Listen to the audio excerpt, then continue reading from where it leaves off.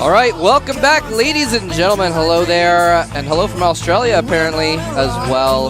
We are here in Seoul, Korea, in Mokdong, the Mokdong studio of GOMTV. I am Moltrap, with me here is Kaldor, and welcome back once again to the GSL Team League, the GSTL. Today we're going to have a match between NS Hosa and Incredible Miracle. Indeed we do, and it's going to be crazy. We already have the opening players, where the lobby is set, and Entombed Valley is going to be today's first map with the Terran versus Protoss. We have Sage against Yoda. It's going to be pretty interesting to see as a starting match, and of course we have all those players for Incredible Miracle and NS Hosa just waiting at the bench in order to take charge and get a couple of points onto the scoreboard for their team. It's going to be a pretty cool day for Starcraft 2. Yeah, it's going to be an awesome day. We've got a lot of great players on both of these teams' benches. We've got a couple superstars, a few superstars that could potentially come out today. I am MVP might be in the cards. I am Nesty, very rarely spotted in the team league, but he might come out as well. Jockji, of course, GSL winner as well.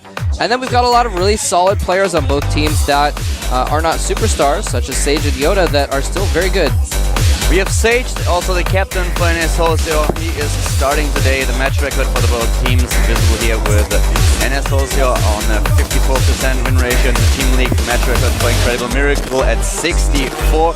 They did pretty well, and for both teams it's the last chance to still save this opportunity to go to the finals in Las Vegas. We've seen a pretty amazing team battle yesterday already, with FXO defeating the Slayers team.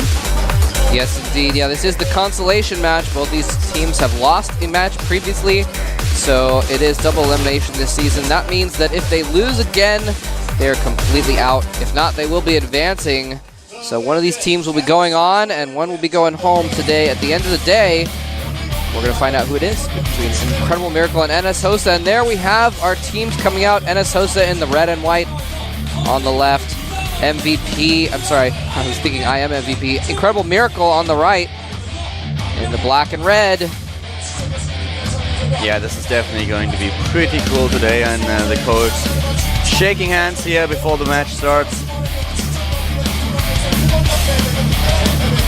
I'm actually really excited about Sage being the starting player. I just mentioned earlier to Moltrap that I've seen Sage's games at the Code A qualifier. He lost to a foreigner, by the way. He lost to Death Angel, who is, due to my knowledge, from Romania. And, well, he lost with 2-1, so it was really interesting. That's something that I did not really expect. At this point, Death Angel was a little bit ignorant about his opponent. Sage apparently didn't ring a bell. I talked to him before the match, and he was like, really? Yeah, I'm confident against Protoss. I can take this guy. I don't really know him. I met him on ladder several times and I beat him. So I'm going to take him down here as well. There you go. And he did. And so I was a bit weirded out, because I thought when I saw the bracket, I saw like, oh god, Death Angel, you really have a tough opponent in the first or second round it was. But well, he beat him. And there he is. Sage, he's still Code B due to this loss. Yep. San. Another Protoss player for the Hosa team. Passadar also Code B, and all three of those Protoss players used to be in the GSL, so they are capable of it. NS Hosa Freaky, third player. Sometimes and Seal, also very solid. Really freaky builds, so he has the name for a reason. Another Zerg player for the team is Flower. Jockji, the superstar himself, very strong turn player. And there's Shuttle. No relation to the Brood War player Shuttle. Sculpt, we've seen some really interesting things out of him. He's a Terran player. He did very poorly in Code A, but then he's done very well in Team League. And Sting is another Terran player that NS Hosa has up its sleeve. Also known as Hoon. And I mentioned this before, but it's really funny. A lot of Korean players don't really know the ID Sting. Well, by now they do, but there was a time when you just would talk to them and you ask them, okay, who exactly is Sting? And they were like, who? Never heard of the guy. And then you mention Hoon, and they're like, oh, this guy has about 2,000 ladder games. Yeah, of course I know him. I meet him on ladder all the time. And there's the NS Hosa bench. 4-3-3, very even distribution. And part of the reason that we have a higher percentage of wins for the Zerg players there in the team league is Seal has actually done very well. I think Seal got a 3-kill or an all-kill a couple seasons ago. Yes, he is definitely very, very strong. And they look kind of relaxed. Yeah. They're kind of like, just hanging around. Nothing doing. But here's the Incredible Miracle team. And I always love seeing that haircut. VB, the team coach, or not coach, captain rather. Seed, another Protoss player in Code S. Very, very strong. Current GSTL rank is 33. Yonghua, we haven't seen much out of him in a while, but he has potential as well. And who's that guy? I don't recognize him. I have no idea. Nesty, GSL rank 9. Another Zerg for the team is Junui. And they could be. And we also have True. A lot of Zergs here. He's Code A now.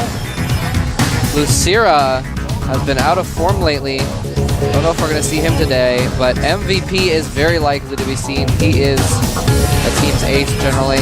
He's apparently tied in ranks with Nesty. Oh yeah, that's interesting. Both of them are on rank 9.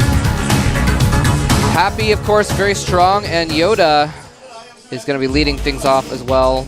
Although Happy, you know, I would have said he was one of the best players on IM, but he did not put up good results in the up and down matches the other day. Here's the race distribution. We have a slight advantage to the Zerg players. 4 Zergs, 3 Protoss, and 3 Terran. And a pretty interesting win rate. Roughly 60% for all of them. Pretty impressive. Yeah. Yeah, we'll see some really good games today. I'm so excited about this. I definitely think that we are going to see a lot of their ace players today. A lot of the big guns. Yes, indeed. Yeah, and it's interesting. Incredible Miracle has such big stars, such big names on it, that you would expect them to always be the favorite, but it doesn't always turn out that way in the Team League.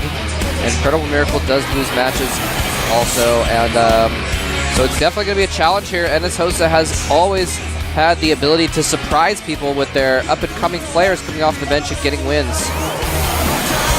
Here we have Sage, the Protoss player that will open up for NS Hosa today. On Entombed Valley.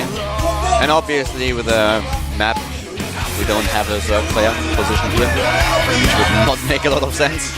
And well, Terran players facing Sage today. We have Yoda starting off for Incredible Miracle. Yep, we're going to see a Terran versus Protoss. And Terran versus Protoss on this map are usually pretty exciting, so I'm looking forward to this match, Caldor. This is going to be awesome. Yeah, there were some really interesting games that we've seen lately, and especially Terran can try to use the high and low ground at the natural expansion in order to get some drop play going and break through this ramp. So a couple of really interesting matches that were recently shown, not only in the GSTL but also in the GSL at the up and down matches. And yeah, it's going to be interesting to see how exactly Yoda is going to play this out. He might be the aggressor in this game. As a Terran player, most Terran players, the one thing that you are not really allowed to do is to leave the Protoss alone and let him get 3 bases and completely get all his tech units. As soon as there's Storm and Colossi in the mix, you have so much area of effect damage as a Protoss player that Terrans struggle quite a bit, especially with their Bio Ball. So that's something that will probably force Yoda in order to try to be aggressive. But well, we'll see how it's going to turn out. We have Sage against Yoda coming up in a few seconds. It's the first game between NS Hosa and Incredible Miracle starting on Entombed Valley. First match of our Team League battle today. And apparently, we haven't had Sage ever play on this map before in the Team League, so we're going to find out if he has what it takes. The game is starting, ladies and gentlemen. NS Hosa versus Incredible Miracle. This is the last chance for both teams. Everything on the line here. Everything to gain as well. We're going to find out who will take an early lead, whether it be Yoda or Sage right now.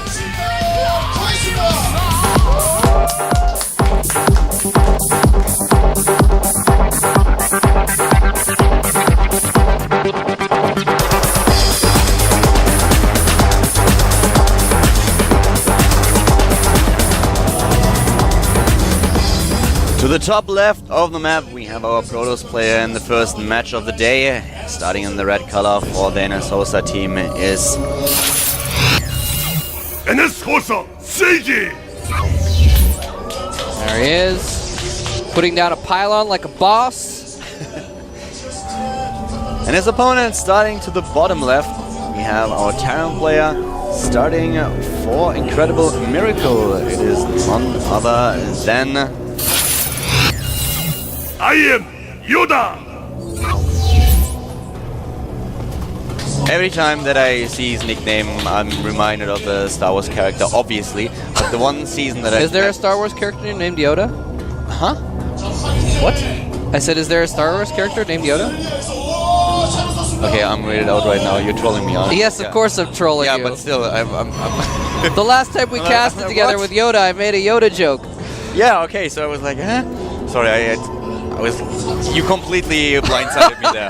I was sorry, man. still in my train of thought. I thought it and was then obvious. Yeah, it was kind of obvious, but still, it completely blindsided me here. The thing that I can't get out of my head is the last... I think it was the last Star Wars movie that they released when he was just bouncing around like a small puppet on speed.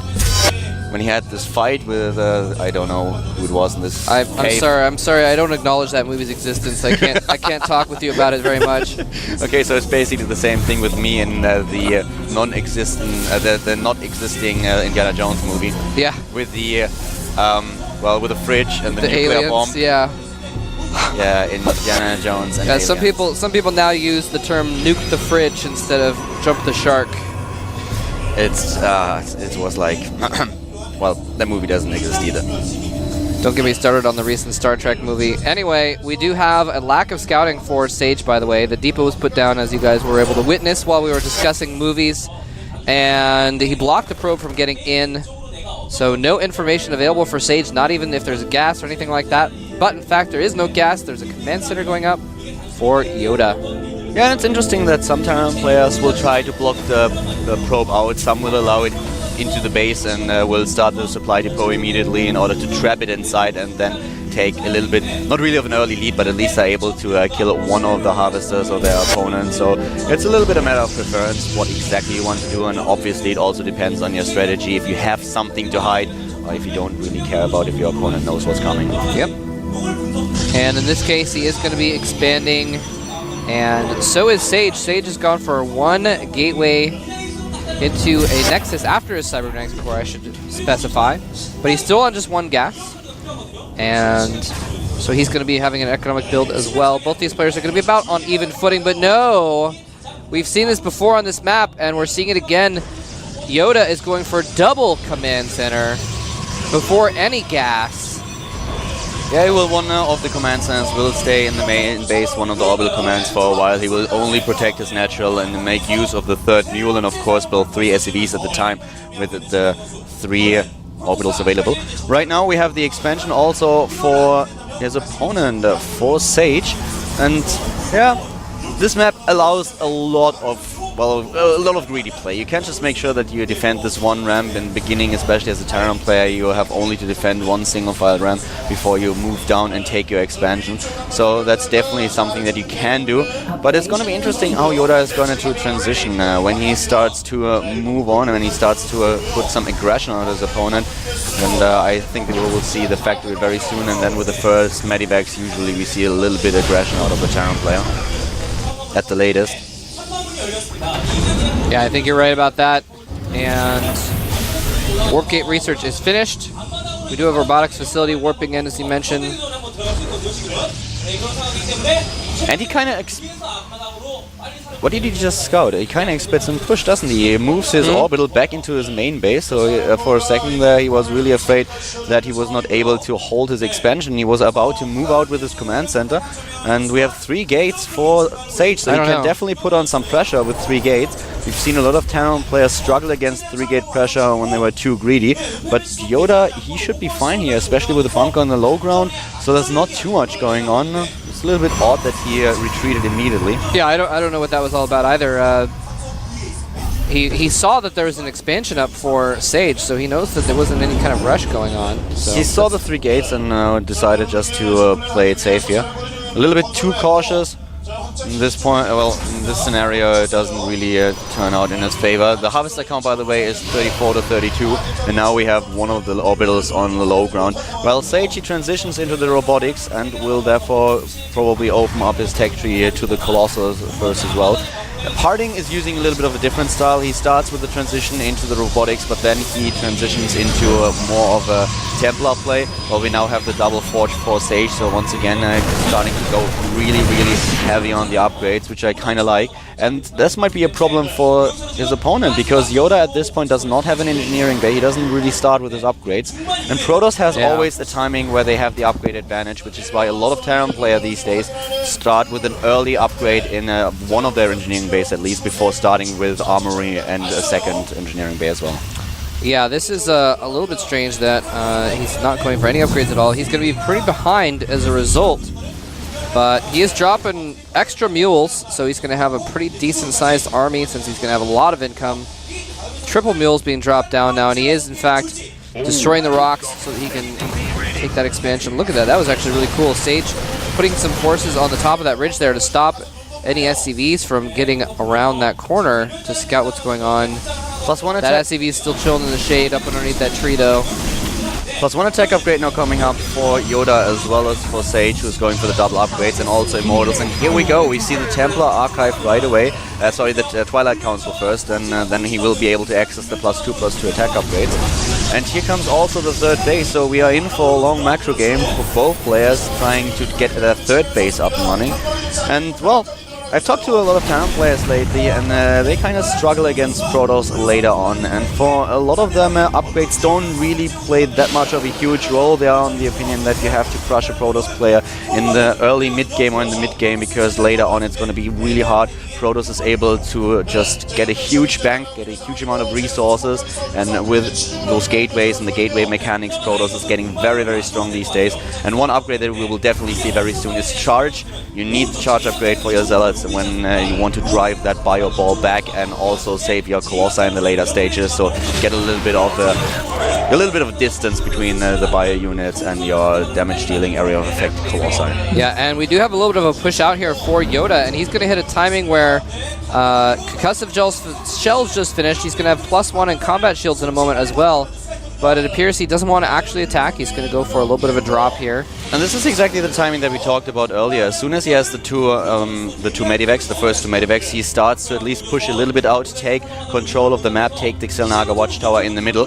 But we have a warp in to the bottom right with one of the pylons that Sage was able to position, and a few Zealots are now walking in, while we have +2/+2 started and also Blink. Very nice little attack here. He's going to take out a couple SCVs, stop a lot of mining time as well. And it looks as if that's going to get cleaned up pretty quickly, though.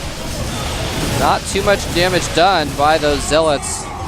Slowed down while they're chasing the SCVs by the Concussive Shells. Yoda with a very nice scan now into the main base. He spots not only the robotics bay, but at the same time he already has a very decent read on how many gateways his opponent has. So +2/+2 is on its way.